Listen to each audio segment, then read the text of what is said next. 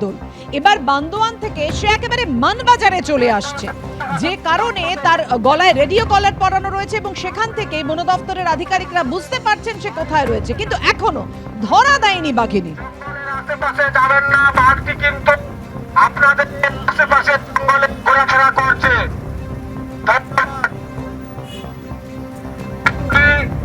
প্রশাসনের পক্ষ থেকে একটি বিশেষ অনুরোধ, আপনারা বাড়ির মধ্যে থাকার চেষ্টা করুন। গ্রামবাসী কাছে মানবাজার পক্ষ থেকে একটি বিশেষ অনুরোধ, আপনারা সতর্ক থাকুন, বাড়ির মধ্যে থাকুন, আপনারা জঙ্গলে। আর জগলদহ থানায় হাজিরা দিলেন না অর্জুন সিং। তিনি বললেন যে এখন নানান কাজে তিনি ব্যস্ত রয়েছেন, 2রা জানুয়ারির পর যে কোনো দিন গিয়ে তিনি দেখা করবেন। আইনজীবীর মাধ্যমে চিঠি পাঠিয়েছেন ব্যারাকপুরের বিজেপি নেতা অর্জুন সিং। রাজনৈতিক কর্মসূচিতে ব্যস্ত থাকবেন বলে তিনি এই সময় দেখা করতে পাচ্ছেন না, এমনটাই উল্লেখ রয়েছে চিঠিতে। অর্জুন সিং বাড়িতে আছেন কিনা দেখতে আজ মজদুর ভবনে যায় জগদ্দল থানার পুলিশ। মুখ্যমন্ত্রীর সঙ্গে জেহাদিদের যোগসাজশের অভিযোগ করেছিলেন এই অর্জুন সিং এবং সেই কারণে এক তৃণমূল কাউন্সিলর তার বিরুদ্ধে এফআইআর দায়ের করেন। ব্যারাকপুরের প্রাক্তন সাংসদের বিরুদ্ধে পুলিশের দ্বারস্থ হন তৃণমূল কাউন্সিলর অভিমন্যু তেওয়ারি। আর সেই এফআইআর এর ভিত্তিতেই আজকে অর্জুন সিংকে থানায় তলব করে পুলিশ। আমি চিঠি দিয়েছি কি আমার পলিটিক্যাল কাজে আমি ব্যস্ত আছি।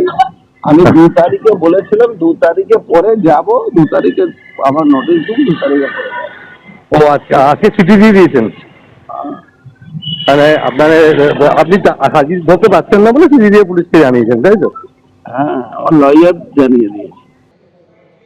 মুখ্যমন্ত্রীর নামে অভিযোগ করে অর্জুন সিং বলেছিলেন যে মুখ্যমন্ত্রীর সঙ্গে জেহাদিদের যোগসাজশ রয়েছে। ঠিক কি বলেছিলেন অর্জুন সিং, কি বলেছিলেন সোমনাথ শ্যাম, পাশাপাশি রাখবো। মমতা ব্যানার্জি নিজের শত্রুকে নাশ করার জন্য সমস্ত রকম জিহাদি সংগঠন থেকে উনি হাত মিলিয়ে নিয়েছেন, এটা প্রমাণ আছে। এই ধরনের কথাবার্তা জিহাদি থেকে আরম্ভ করে কেমিক্যাল রসায়ন এসব বলছে, এটা পাগলের প্রলাপ ছাড়া কিছু নয়। অধিকারী ইজ দ্য মেন টার্গেট। উনি যে রাস্তায় যাচ্ছেন, হঠাৎ একটা বড় গাড়িতে আইডি নিয়ে ঢুকে গেল, ব্লাস্ট করে দিল। সেন্ট্রাল এজেন্সি কি করবে?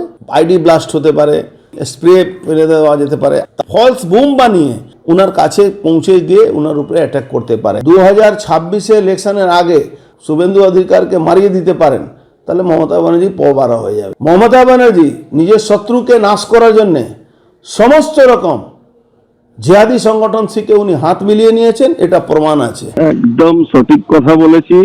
আমাকে কেউ মারার জন্য প্ল্যান করবে, আর সেটা আমি বলবো না, তো কাকে বলবো? থানাকে? থানায় কোনো কথা শুনে কারো? কোন এজেন্সিকে বলবো? সব এজেন্সি তো আমাদের মারার প্ল্যান করছে। মমতা ব্যানার্জি পুলিশ আছে, এই ছাগল মাগাল কমপ্লেন করছে, তার জন্য আমাদেরকে ডাকতে হচ্ছে। যখন আমাদের সময় আসবে এমন ডাকবো এদেরকে, তখন খুঁজে পাওয়া যাবে না। আমি ওর পরিবারকে বলবো যে ওকে কোনো ভালো সাইকিয়াট্রিস্টকে দেখিয়ে ওর একটা ভালো চিকিৎসা করানোর জন্য, নাহলে যত দিন যাবে এরপরে আরো এমন কিছু বলবে যেটা দিয়ে মনে হবে যেন সত্যি মানুষই তখন ওকে পাগলাগারদে দিয়ে দেবে। তার থেকে ওর একটা ট্রিটমেন্ট হওয়া উচিত। আমি দরকার হলে বিধানসভার ছেলেকে দেখা হলেও বলবো যে বাবাকে একটু ট্রিটমেন্ট করো।